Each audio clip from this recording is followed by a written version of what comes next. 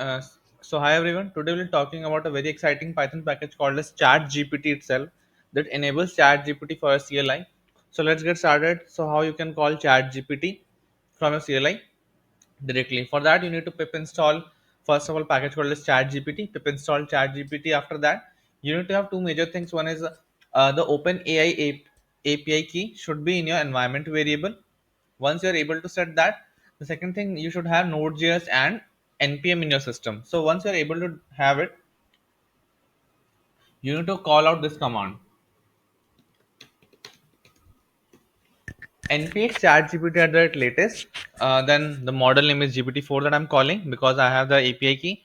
And then minus c is to have a conversation. So by conversation we mean that the model will be having context from the previous conversation. So let's get started. Let's see how I'm able to access ChatGPT from my local system now. So here you can see that it has started replying to me. The not so good part about this package is that it doesn't create a session for you. So eventually you need to call out this whole command every time. But having a minus c helps you to get the context from the previous conversation. So here you can see.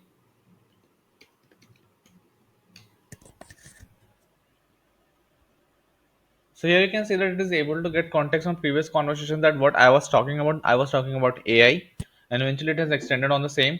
So if you wish to use Chat GPT from a CLI, or even I think you in Python codes you can integrate using OS or system packages. You can call this command out to get the output. Eventually it should work. I'm assuming that. In this way you can use Chat GPT from a CLI or local system or Python code using Chat GPT package. Thank you.